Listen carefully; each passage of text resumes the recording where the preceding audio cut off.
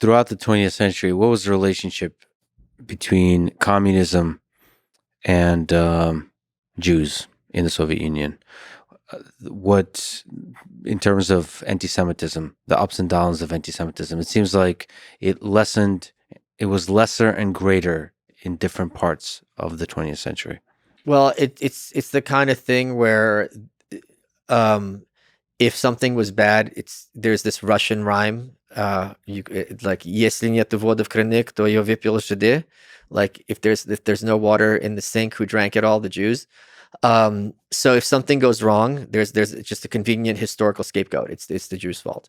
So this is something that's towards the end of his life very much, and this was after World War II. Stalin was getting ready for another kind of series of pogroms. All these Jews were getting kicked out of their jobs. Jewish doctors were getting sent to the Far East instead of being in cities. The newspapers started talking about rootless cosmopolitans, which was a term the Nazis also used to kind of regard Jews as others or as aliens. And this was going to be, and they were very clever about it. In Pravda, they would, and I talk about this in the White Pill. In Pravda, there were articles, letters to the editor. They were like, things are getting so anti-Semitic. We really should round up all the Jews and send them elsewhere for their own safety. So they were kind of setting the ground rules or the basis to have this sort of program come back. But spoiler alert, Stalin dies, and immediately all of this gets reversed, and the new administration rehabilitates the doctors who were accused of trying to hurt him and all this other sort of thing. What is it about the scapegoats in society? Are we always going to be looking for scapegoats? What do you learn from human nature that this seems to keep happening? I think there's a book called The Nurture Assumption, and I discussed this in The New Right. And what the author learned is that humans define themselves by opposition. So if you have a group of people and it's kids and adults, the kids will see themselves as kids because we're as opposed to adults. If the adults leave, the kids see themselves as boys and girls because I'm not a girl, I'm a boy. I'm not a boy, I'm a girl. So they divide.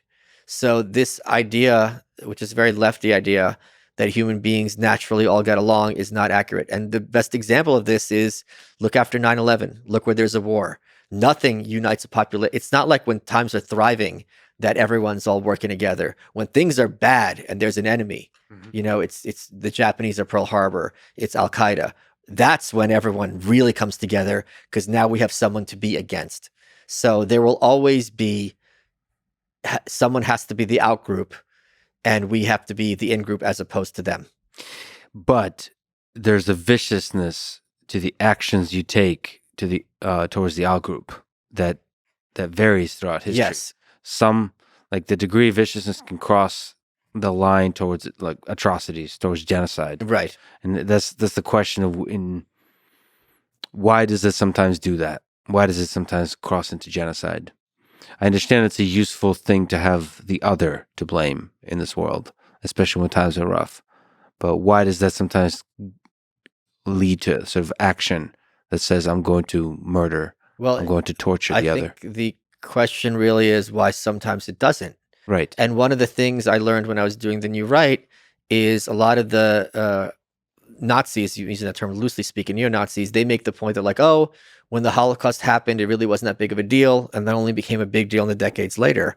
And this just shows the power of Jewish influence. And I'm like, this to me is a great thing. It's a great thing that we sat down pretty recently, historically, and we're like, wait a minute, guys, when we have a war or we have conquest, you don't have to just start killing everyone. Like this is something that's bad and wrong. And certainly in the last 60 years, 70 years, this is something that people have come to take for granted. But that wasn't the case before. It would always be, or not always, but often, if you conquer, you just go wild and just start slaughtering masses of people.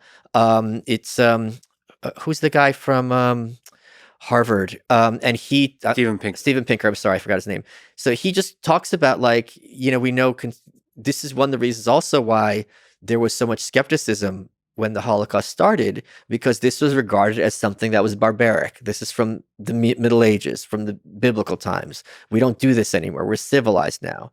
So genocide is historically the norm. I think it's also harder to pull it off emotionally when you have the visuals and when you have the audio and when you have the voices of the people being slaughtered. We don't know, if this was 2,000 years ago and people, in the Bible, they go kill this group, go kill that group. We don't have their names. We don't have the visuals. We don't have anything. But when you see someone being like, there's a book about, I think, the Rwandan genocide, and the title is "We regret to inform you that tomorrow we will be executed with all of our families," like a telegram. And like when you get a telegram like this, it's very different than reading some history book about, the Assyrians killed the Phoenicians. It's like, I don't know who this is. I don't know who that is. Right. So I think this is something that has changed very recently. There was this kind of interesting moment just that speaks to the way technology has liberated people from violence. Kristallnacht, which was a moment in the lead up to the Holocaust, where basically, with Hitler's blessing, you had a nationwide burning of Jewish businesses, synagogues burnt down, and Kaiser Wilhelm, the Kaiser, he said, "For the first time in my life, I'm embarrassed to be a German." But that was a moment where worldwide, even plenty of people who did not think very highly of Jewish people were like, this is a rap. This is a complete nightmare. But 200 years ago, 100 years ago, maybe not literally a Kristallnacht, but there's an outgroup and we hate them and we're going to kill them and it's fine.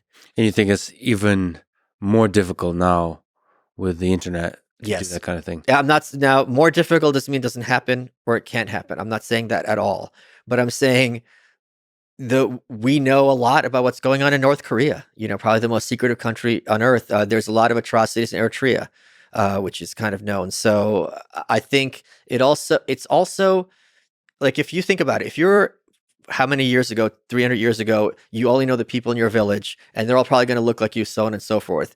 Whereas now, if I'm on social media and there's someone from any country and maybe their picture looks a little different, they use the same anime picture as somebody else, but they're putting forth their ideas, you do see the humanity in them and you do see a sense of familiarity and a familial bond with them.